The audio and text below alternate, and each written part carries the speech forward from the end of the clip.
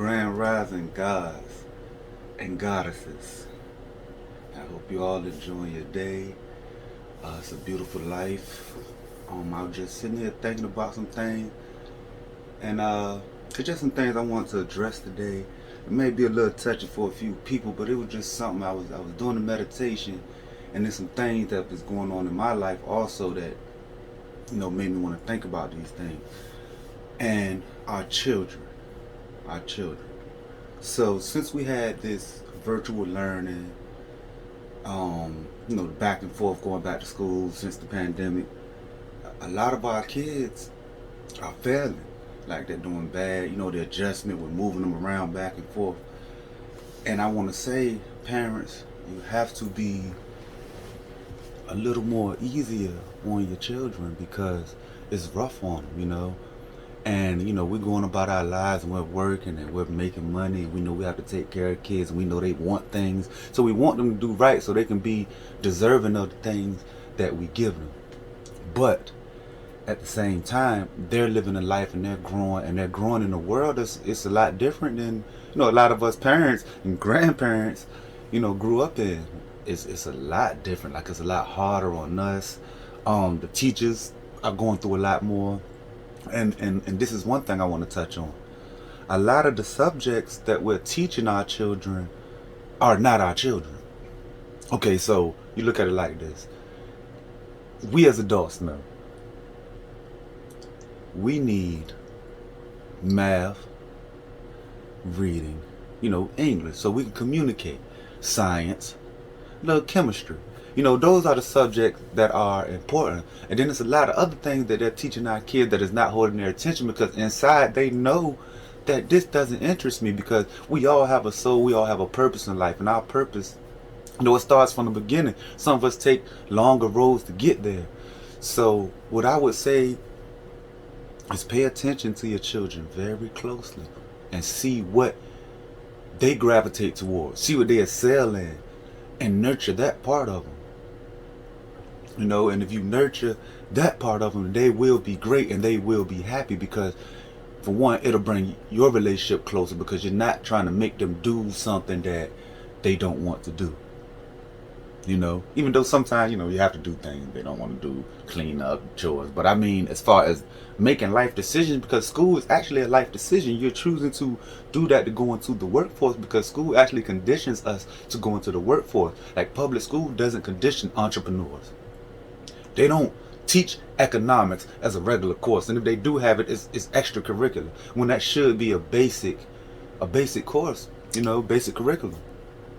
So a lot of us get older and never know how to handle our life financially, or a lot of us find out so much later in life that it's a struggle just trying to get on level ground. So what I say is while our children are young, while this is going on, while we have a chance to kind of pull back the veil and kind of look behind it, like really look at your children, really look at, the way they speak, the things that they're doing, the way they react to certain situations, the way they talk about school, the way they talk about their teachers, the way they talk about the other students. Because it's truth in that. They're not just talking just to talk. They are not our property. They are beings that came through us. We have to nurture that. We have to know that they are spirits too. They have things, they have needs, they have wants, they have opinions. Like we all were there once. Like we know how it was, like, coming up, and trying to find your way. And it's always good to have a parent that understands. That understands what you're going through, or at least trying to understand. Like, it can't always be an us. I am a brown king. And our brown people, we need to stop being so hard on our children. We need to stop using violent tactics on our children.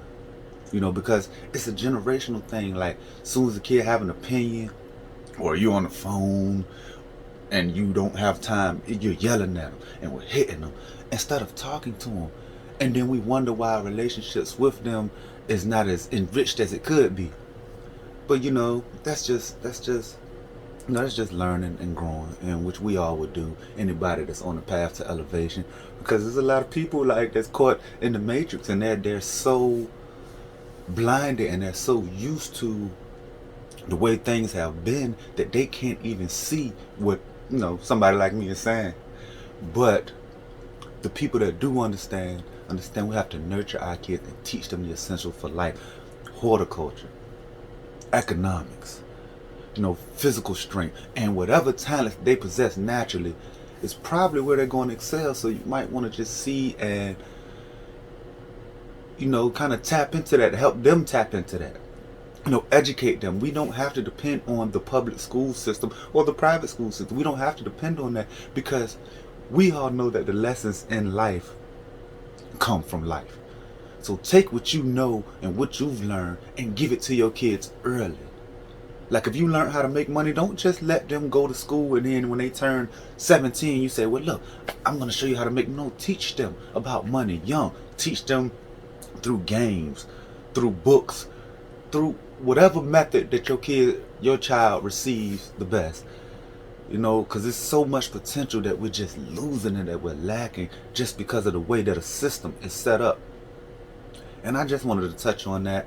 And I hope that everyone out there is having a great day, a great life, because it's a beautiful life. Just existing is beautiful. Anything that you're going through, anything that you heard about, forgive yourself and be strong and elevate yourself and know that you are the creator of your universe. And you are the one that make things happen around you. Your perception is your reality. Things are going to happen. We live in a world we're living in a world that's continually getting worse, and sometimes things have to get worse before they get better. But you have to just continually elevate your mind and know that we are one. We are one with nature, no matter what color you are, no matter what gender you are, old or young. We are all one, and we can be so much stronger if we support each other and open our mind to the universal knowledge that is there for us, and stop putting ourselves in these boxes, and think that everything that goes on around us is truth, because the truth is in you. And the only story that you're going to see living your life is your story. That's the only perception that you will ever see. Like, maybe you might see somebody else's point, but the story is yours. So live it the best and be happy to be alive and be grateful, and just know that just existing is beauty in itself. So whatever you're going through now, if you're having a great day, bless you. If you're having a hard day, stop, take a breath, look around you, be grateful. Because everything is an experience. And I hope that, some people got some knowledge. Some people might have some opinions about this. You can leave it in the comments if you want.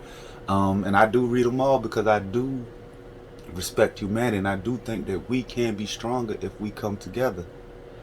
And I'm happy and I'm grateful, and I hope that you are too. And I'm Bay, and I just want to say peace and blessings to all. You have a great day and a great life.